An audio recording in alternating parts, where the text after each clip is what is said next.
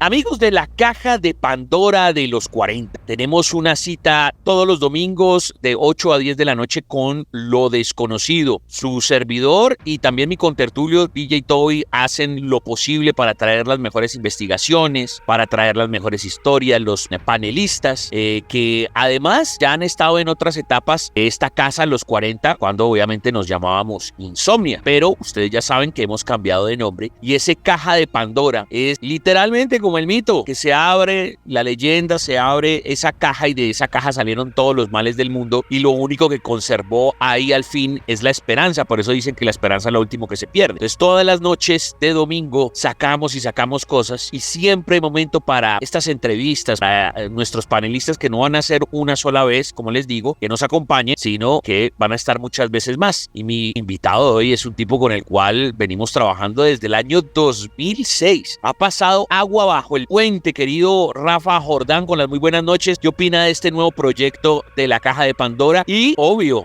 recordarle que desde el 2006 andamos dándole a esto de lo paranormal. Ha pasado mucho, ¿no? Buenas noches, Chancho. Increíble que desde 2006, ya casi 20 años, ¿no? O sea, 17 años dando lata. Maravilloso. Pues con Rafa igual, nos conocemos desde antes, pero yo me refiero es a trabajar en estos temas paranormales. Y es muy curioso, Rafa, porque a veces cuando la gente busca cosas viejas, de esos de los 40 principales retro, porque ahora solamente es los 40, siempre los temas son recurrentes y por eso quisimos hacer una noche hoy de vampiros porque es un tema que no se agota. Desde esa época y hasta el sol de hoy siguen pidiendo el tema de vampiros. ¿Usted por qué cree que a la gente le interesa tanto este tema, Rafa? Bueno, primero porque nuestra cultura está muy permeada por el tema de los vampiros en el cine, en la literatura, en la novela gráfica. Entonces, por supuesto, tenemos muchísimo más contacto con este tipo de temas a diferencia de pronto de algunos otros. Esa creo que es la razón principal. Ok, entonces como en anteriores ocasiones con Rafa vamos a hacer un viaje por estos seres que son tan increíbles y obvio hablaremos de una que otra cosita. Esta es la primera participación de Rafa Jordán aquí en esta nueva temporada de la Caja de Pandora de los 40. Lo primero, pues como la gente no lo conoce, una pequeña hoja de vida. Usted pues se dedica a estos temas paranormales, pero también tiene sus cositas, su empresa y sus cosas, ¿no? Sí, pero yo tengo varias empresas, sin embargo desde hace muchos años me he dedicado al tema del ocultismo. Yo soy tarotista también, entonces digamos que por supuesto el tema del ocultismo lo lleva a uno a indagar, documentarse e investigar sobre otro tipo de cosas aparte digamos de la disciplina que uno maneja, en mi caso es el tarot. Entonces por supuesto este tema es muy apasionante además porque está directamente correlacionado con un gran hobby que yo tengo que son los juegos de rol. Entonces por supuesto que en los juegos de rol el tema de los vampiros es súper importante e incluso hay juegos de rol dedicados a los vampiros. Entonces es un tema muy, muy extenso y muy chévere porque además de, digamos, el tema de los juegos de rol o lo que podemos ver en la novela gráfica o en el cine, pues también hay una enfermedad que es el vampirismo clínico. Digamos que eso también es súper interesante. Entonces se empieza a jugar y a como a relacionar todo lo que uno se imagina de cómo es un vampiro hasta la realidad, que es una condición, pues por supuesto mental, es un trastorno mental y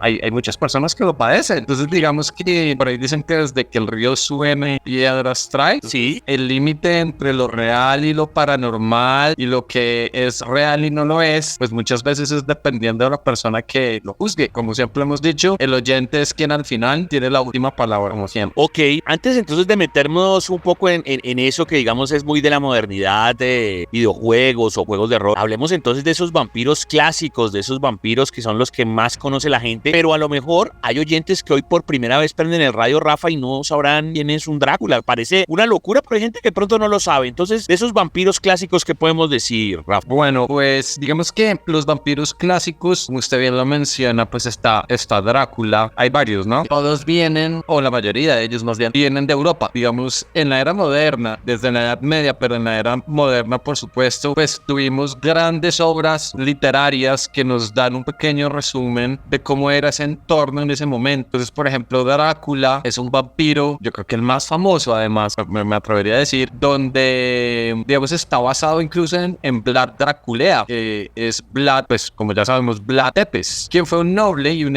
héroe nacional romano en el siglo XV y luchó contra la invasión de los otomanos y es famoso, además, por, digamos, como la crueldad en los métodos, y es en él en que la novela de Bram Stoker fue inspirada. Entonces, digamos que Vlad III de pronto no es es el primero, pero sí creería yo que es el más representativo en este tema de los vampiros modernos. Sin embargo, pues también tenemos personajes sumamente famosos como la condesa Elizabeth Bathory, que sabía si estaba loca. ella se bañaba en la sangre de sus propias víctimas para mantener su juventud. Y digamos que si uno empieza a leer un poco las historias o las biografías de estos personajes, se da cuenta realmente que es un tema sumamente escabroso. Digamos que Elizabeth Bathory además era aristócrata, ella era de Hungría y obviamente en su momento fue súper famosa por la belleza porque era muy bonita y fue incluso acusada de secuestrar en su propio castillo un montón de doncellas vírgenes de nobles, de campesinos, y ella los torturaba, los desmembraba hasta la muerte para, obviamente, como les dije anteriormente, usar esa sangre en baño, incluso la bebía como, digamos, medio ritualesco de magia negra. Entonces, por supuesto, todo lo que se empezó a entretejer en la historia de ellos pues es muy escabroso y es muy pesado. Yo pensaría que estos dos son dos personajes sumamente importantes y reconocidos. Tal vez no los primeros, pero por supuesto sí son muy importantes. Hablando históricamente, digamos desde el otro punto de vista, tal vez el primer vampiro fue Caín, el hermano de Abel. Oh, esto es una revelación. ¿Y por qué dice usted eso? En la Biblia, Caín es condenado, digamos, a vagar sin poder ver el sol. De hecho, los juegos de rol de Vampire están inspirados en esa historia legendaria de la Biblia, en donde cuando Caín asesina a Abel, a su hermano, la maldición que pone Dios sobre él es justamente esa, la de volverlo un vampiro. Entonces, digamos que históricamente podríamos decir que él fue el primero. Es interesante eso, porque cualquiera que esté escuchando el programa va a decir, ¿cómo? ¿Caín y vampiro? Yo creo que durante el diálogo se van a dar cuenta que hay muchas cosas que hay que desmitificar para tratar de salirnos de esa imagen del vampiro de los colmillos, porque pueden tener muchas acepciones. Y ahora también, retomando un poco, Rafa, lo que usted dice de Vlad Tepes y de Elizabeth Bathory, a veces algunos no intentan decir que ellos son vampiros, más bien como asesinos en serie, incluso los meten hasta en la lista de asesinos en serie, pero también está el tema de la sangre y los rituales muy pegados a ellos. Entonces por eso es difícil desligar el vampirismo de estos, como llaman algunos, asesinos en serie, ¿no? ¿No le parece, Rafa? Claro, además que si uno se va como a hilar fino, en realidad todos los vampiros son asesinos en serie. Pues si uno lo ve desde ahí, ¿no? Porque por supuesto, de hecho, incluso en las novelas de Anne Rice y en otras cosas, por ejemplo en esta película famosísima de los 90s, La de Bram Stoker's. La entrevista con un vampiro. Ah, entrevista con el vampiro, sí.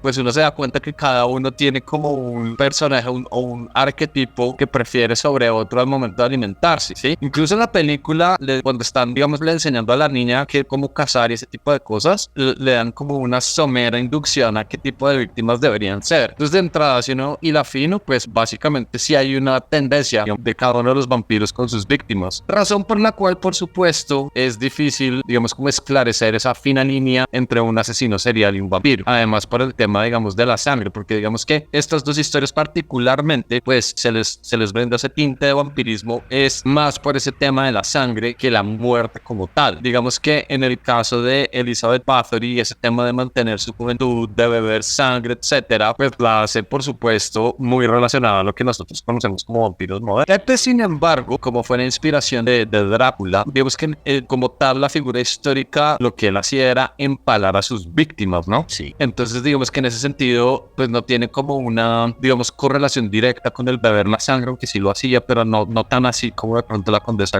Elizabeth Bathory. Sin embargo, dado que es en él en que Drácula está basado, pues por supuesto la relación es súper fuerte. Hay un montón de cosas precisamente que nos creamos en el imaginario colectivo e insisto que muchas personas hasta hoy se estarán enterando de estos temas, pero de ese vampiro clásico es lo que acabamos de decir, ¿no? Beber sangre, que no lo coja el sol, que no lo reflejan los espejos, el tema de los ajos, el tema de poder dominar mentalmente a las personas y sobre todo a las mujeres para poder seducirlas y tener relaciones. O sea, se fueron construyendo un montón de cosas que a lo mejor yo he visto incluso hasta algunos libros y a lo mejor eso ni aparece por ahí, ¿no? En algunos sí, en otros no. Digamos que parte de todo lo que conocemos nosotros de las balas de plata, de los pinos en madera, de las estacas, etcétera, etcétera, son usualmente historias entretejidas del folclore de las aldeas justamente de la Edad Media, en donde pues, hacían este tipo de rituales, era porque así se creía, ¿sí? Entonces digamos que en la Edad Media, que es una época de oscuridad, una época de un poco de ignorancia, pues muchas de esas cosas se vieron reflejadas en el folclore. Entonces el tema, digamos, de la decapitación era supremamente común en la Edad Media,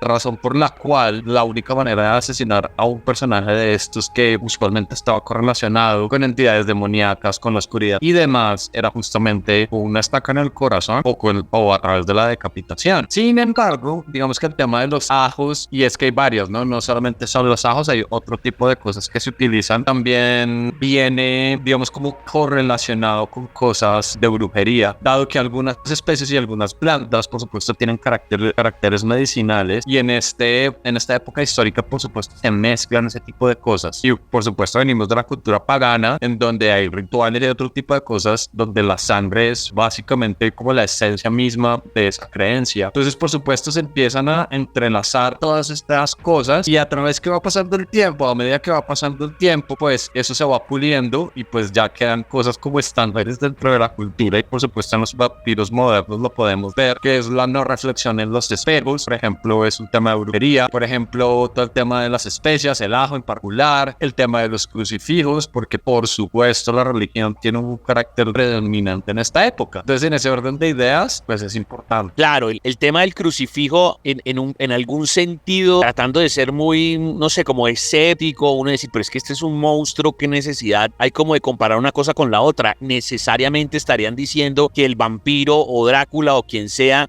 porque es un asesino en serie o es un hombre maldadoso, entonces está relacionado con Satán, porque ¿por qué tendría que darle miedo el crucifijo? No tendría sentido. O sea, por ejemplo, el hombre lobo o la momia o el pez, que son otros monstruos, por decirlo así, que la gente los llama monstruos, pues usted le acerca un crucifijo y no está dentro de la leyenda acercarles un crucifijo. Pero entonces digamos que a los vampiros sí, ¿no? Es esto que usted dice de la religión y de la época en la que fue creciendo estas leyendas, hace que se relacione a estos personajes como con demoníacos, ¿no? De acuerdo. Lo otro que pasa es que digamos que los vampiros tienen una correlación directa con la oscuridad, y si nos devolvemos a la historia bíblica, pues vuelve y juega. Entonces, en ese orden de ideas, el tema de la religión es sumamente fuerte, porque Dios impone un castigo que asemeja mucho la vida de un vampiro, ¿no? Entonces, esa podría ser una buena explicación. Bueno, ¿qué otros vampiros hay por ahí o qué otras costumbres vampíricas para seguir contándole a los oyentes de la caja de Pandora de los 40, Rafa? Bueno, en realidad son muchos, porque por ejemplo, depende de donde uno se quiera parar a cómo hacer el análisis del tema. Desde los juegos de rol, por ejemplo, los vampiros viven en clanes. Eso también lo muestra un poquito Carpenter en Vampires, que es una película que hizo John Carpenter's Vampires, que es una película de los 90s, y en otras en donde todos los vampiros se anidan. Y digamos que lo que hay detrás de ese nido de cada uno de los vampiros son básicamente como clanes, y esos clanes podrían tener cierto tipo de atributos. Entonces, por ejemplo, en algunos clanes se nota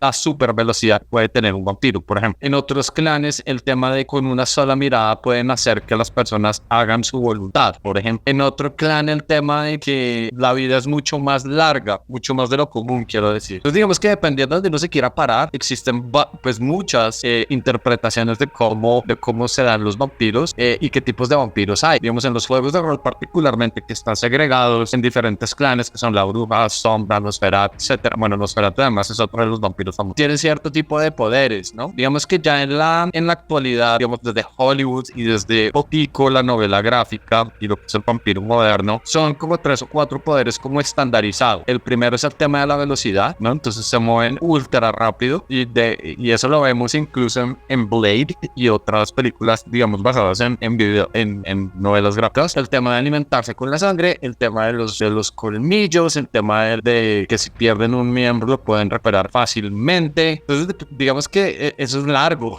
No es como tan un estándar, sino realmente depende de donde uno esté haciendo la análisis. Okay. Y ya que usted se metió por ahí, porque me interesa saber lo que usted domina, ¿no? Tanto en juegos de rol o en los mismos videojuegos, también hay muchos, el famosísimo Castlevania. Pues ese es que es tremendo, ¿no?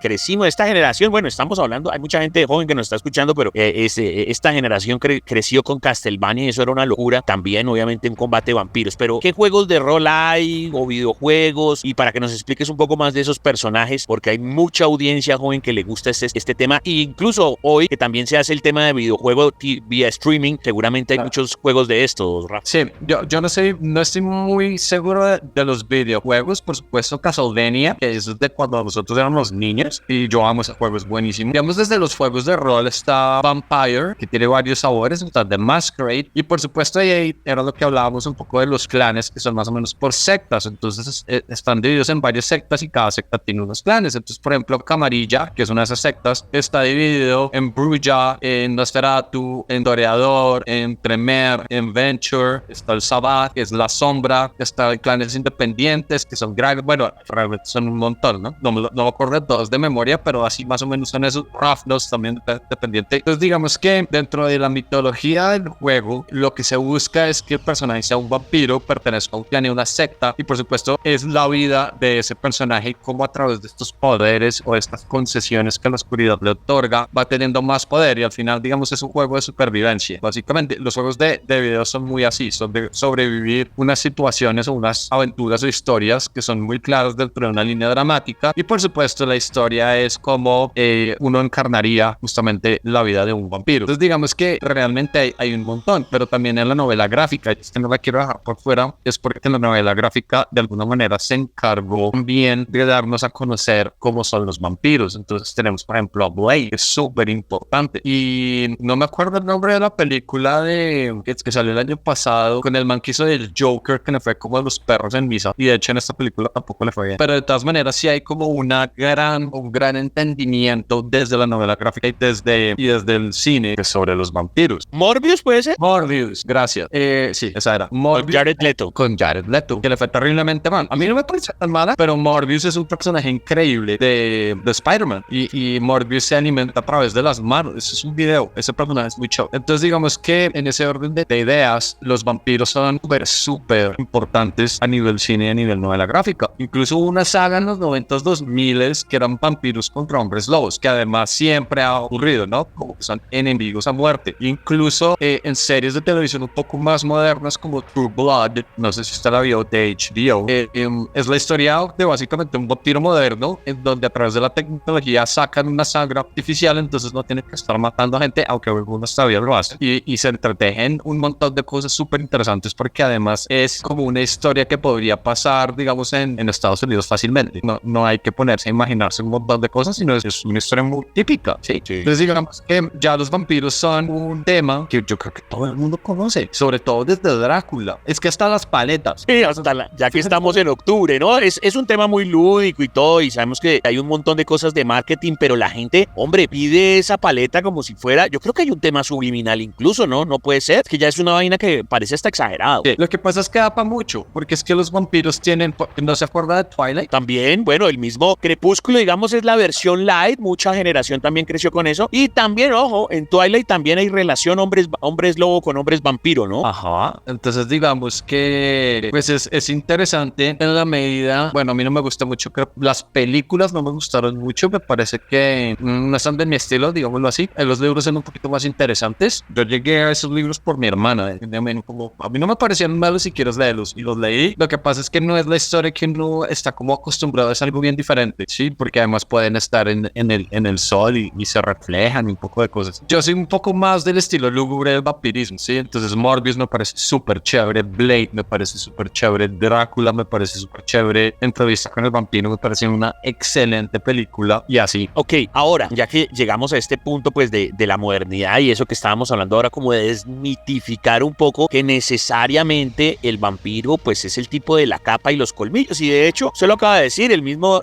Twilight lo vende pues nada, chicos de universidad, chicos de colegio y demás, pero estos guetos que también ha hablado Rafa, estas hordas, pueden ser personajes que se pueden parar incluso aquí en una esquina en Bogotá, ¿no? O sea, se ha hablado de guetos, de vampirismo, que no necesariamente, vuelvo y digo, tienen que ser unos tipos disfrazados con capa. Pueden ser gente que le gusta el vampirismo, además, incluso hasta sin consumir sangre, pero con muchos de las costumbres vampíricas para andar en esas clanes y en esas hordas, porque estas son historias que yo vengo escuchando desde los años 80, Rafa, en Bogotá, bueno, y en muchas partes del mundo, ¿no? Claro, no, pues es que, o sea, historias de vampiros es lo que hay. Sí. Desde la antigüedad en Egipto, en Indoamérica, en la Mesopotamia, en China es brutal la cantidad de historias de vampiros que hay por donde se quiera. Lo que pasa es que lo interesante es, de nuevo, desde donde uno lo quiera ver, porque por ejemplo, el judaísmo tiene un arquetipo mítico que es Lilith, que fue la primera mujer de Adán, y Lilith tiene un kilometraje altísimo en una serie, por ejemplo, súper famosa que se llama Supernatural. Ahí sale Lilith, por ejemplo, pero ella también sale en un montón de cosas porque pues supuestamente fue la primera mujer de Adán. Entonces ella se alimentaba de la sangre de los niños no circundados y es inspiradora de un montón de personajes de vampiresas. Mejor dicho, además tenía un tema sexual súper fuerte. Entonces digamos que historias de vampiros es lo que hay. Y además, por supuesto, entramos ya a otro tema un poquito más ocultista, que son los vampiros de energía. Eso. Yo le iba a decir eso porque precisamente cuando vi que te iban a meter con Lilith y el tema sexual, volvemos a lo mismo, ¿no? Los incubos, los sucubos son vampiros, no son, insisto, no tiene que ser un tipo de la capa, pueden ser incluso hasta a distancia, dominando mente. ¿Cómo es el tema de los vampiros energéticos, Rafa? Bueno, usted mencionó algo supremamente importante y son esas entidades de baja vibración que son los incubos y los sucubos, que comúnmente se denominan como demonios sexuales, que no son demonios, sino entidades de baja vibración. Pero básicamente las personas que han sufrido parálisis del sueño usualmente están relacionadas con este tipo de entidades, en donde lo que busca la entidad es, o ellos se alimentan más bien de la energía sexual de las personas, ¿sí? Entonces digamos que pues de ahí hay también un montón de historias, creepypastas, toda la información que usted quiera en internet. Pero adicionalmente hay personas que, yo no sé si a usted le ha pasado, a mí me ha pasado mucho, que cuando uno está con cierto tipo de personas uno queda cansado. Eso es un vampiro energético. Y hay personas que lo hacen a voluntad y hay personas que simplemente no tienen ni idea que pueden hacer eso y lo hacen. Entonces en ese orden de ideas, un vampiro de energía lo que hace es básicamente chuparle a usted la energía. Usualmente las personas extrovertidas tienen esa capacidad, mientras que las personas introvertidas se desgastan un montón cuando salen a la calle y tienen que tener contacto con muchas personas. A mí me pasa eso, por ejemplo, cuando a mí me toca ir a un centro comercial o un sitio, o un concierto, o un sitio donde hay mucha gente, yo termino mamado porque a mí la energía me la chupa completa, ¿sí? Entonces digamos que en ese orden de ideas, el vampiro energético también, cuando es consciente, es supremamente peligroso porque a voluntad se alimentan, digamos, de la energía de las personas. Y es tan así que muchas tendencias, digamos, como energéticas que nos hablan, digamos, de cristales y de un montón de cosas, incluso anillos para proteger el nivel energético de las personas. Y volviendo un poquitico al tema sexual, cuando una persona, y esto no lo digo con carácter de juzgar a nadie porque por supuesto no me interesa, pero cuando una persona tiene muchas parejas sexuales muy seguido, hay un tema de desgaste energético altísimo. Entonces digamos que en ese orden de ideas pues es importante entender que la energía también es como parte de lo que somos nosotros como seres y hay que cuidarla y protegerla así como hacerlo con el cuerpo. Sí, no, total, está quien podrá dominar esa capacidad de promiscuidad, por decirlo así, pero esta persona, aunque sin, o sea, eso en el subconsciente, está jugando a ser el vampiro, ¿no? Entonces, por eso muchas de sus, entre comillas, víctimas o simplemente pues la persona que haya estado en la cama con esta persona en una noche de copas, una noche loca, pasa eso y lo que usted acaba de decir es un tema muy moral, ¿no? Pero que no nos metamos en la vida de los demás y todo, está jugando, qué sé yo, a ser la abuelita. No, es que no se trata de ser el abuelita ni la mamá, es en serio. O sea, si usted se está acostando con todo el mundo, pues usted está entregando su energía en una vaina que sí entrega de su alma. Es que no se enfoquen solamente en el coito como en la función de dos cuerpos, sino que de verdad te están robando la energía. O sea, a mí me parece que tiene mucho sentido lo que usted acaba de decir, Rafa. Además que de ahí se basa todo el tema de los incubos y los sucubos. Es más, una vez por pura curiosidad, hubo tal vez el año pasado un escándalo gigante en la industria pornográfica porque una de las chicas como más reconocidas salió a decir cómo era, digamos, ese ambiente en el que se vivía y todo lo que le tocaba hacer y fue impactante. Y pues acá y en los Estados Unidos las chicas feministas obviamente le dieron mucha trascendencia a ese tema porque de alguna manera está relacionada tal vez con el tema de que pues una mujer puede hacer con su cuerpo lo que quiera siempre y cuando sea como su propia decisión y demás. Curiosamente esta persona cuando estaba dando su entrevista hablaba del desgaste energético. Digamos que se centró gran parte de su entrevista en eso, lo cual me llamó muchísimo la atención y lo curioso es que no era una persona que digamos tuviera como o bueno, por lo menos la información que estaba en internet como tendencias a espiritualismo o cosas de ocultismo. Nada, simplemente fue pues como su testimonio acerca de lo difícil que es esta industria y cómo su vida energética y su ser energético se vio agobiado cuando trabajaba en eso. Entonces digamos que pues es fuerte porque realmente está ahí y la energía sexual es una de las energías más fuertes. De hecho, si usted se da cuenta, es tan así que el 90% de la publicidad está enfocada en la energía sexual. Incluso acá en Colombia, unas chicas que representaban una bebida alcohólica que salían en bikini, pues obviamente trataban de vender la bebida alcohólica a través de la belleza y la seducción y la parte sexual y demás, y después le dieron un giro a eso. Por supuesto era bien errado lo que estaban haciendo, y yo tuve la oportunidad de trabajar, de entrevistarme incluso con una de las chicas que pertenecía a ese grupo, ¿sí? Igual marcas gigantes como de ropa interior internacional que tiene que ver con Angelito dieron un vuelco gigante, no solamente digamos por las protestas de muchas personas como de dejar de cosificar a las mujeres, sino porque en los mismos modelos ya llega un momento en que decían como es que el desgaste energético de todo lo que hay que hacer es muy alto, ¿entiendes? Entonces pues es fuerte porque no es que cualquier persona lo esté diciendo, sino que son muchas personas hablando, digamos, de la injerencia que tiene la energía sexual en la vida. Y de hecho es así. Tiene usted toda la razón. Oiga, Rafita, qué buena entrevista, porque mire que pasamos por todos los temas muy bien resumidito, muy conciso, muy concreto, los clásicos, vampiros energéticos, este tema sexual es muy interesante, incubus, sucubus, película, juegos de video, juegos de rol, es decir, tocamos creo que todos los temas, pero yo quisiera cerrar con el tema casuístico y es, Rafa, pues usted con toda esta experiencia, que usted también se dedica al ocultismo y todo, y seguramente lo tendremos en muchas más sesiones de la Caja de Pandora, ¿usted ha tenido encuentro con algún vampiro energético y le ha dicho algo o le ha comentado algo que usted haya quedado en una sola pieza como diciendo, wow, este señor me... No voy a ser sincero, querido Chancho. La verdad, yo protejo mucho mi energía y puedo percibir ese tipo de personas. Entonces, además que yo no tengo muchos amigos, además, entonces siempre estoy como con la barrera arriba. Yo evito ese tipo de situaciones por cuidarme, ¿sabe? Como que una vez, acuerdo de una muy particular, una vez estábamos en una reunión y yo estaba con mi esposa y de hecho me pasa seguido. Cuando voy a sitios donde no conozco quiénes van a estar, pues hay muchas personas que son como vampiros energéticos y no saben. Y yo detecto eso y de una, o sea, es como ya, nos vamos, es de una, ¿sí? Y tienen además una forma de ser bastante peculiar, entonces básicamente uno los puede identificar rápido, pero que haya como apareció un vampiro decirme, oiga, le voy a robar todo, no. Sí, y entonces que usted sacó la estaca, no, pero con esa historia está bien, porque igual sé que muchos también hemos sentido ese raye de los vampiros energéticos. Ojo, en los trabajos, cuando me refiero a los trabajos es en la oficina, sucede muchísimo, ojo con eso, y no, eso no se fiende que eso solamente es un cuento, ay no, que la hierba, no sé qué, no, la gente sí pero sí tengo una historia con una de esas entidades de baja vibración, que no son como de hecho. ¿Lo atacó Rafa o algo así? A mí y a mi esposa.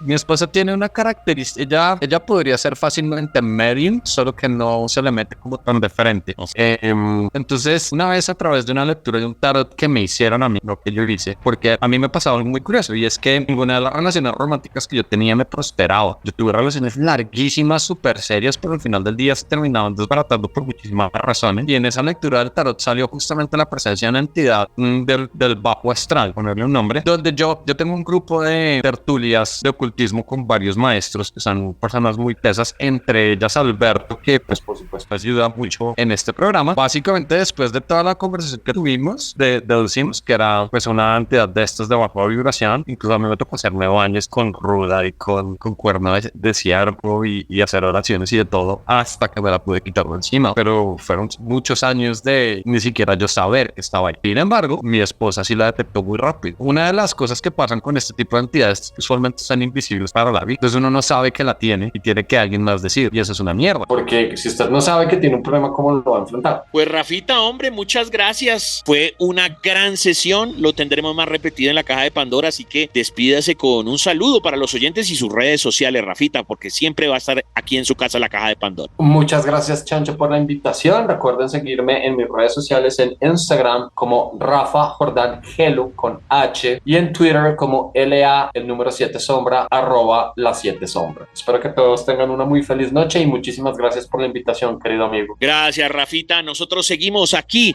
porque seguimos destapando misterios en la Caja de Pandora de los 40.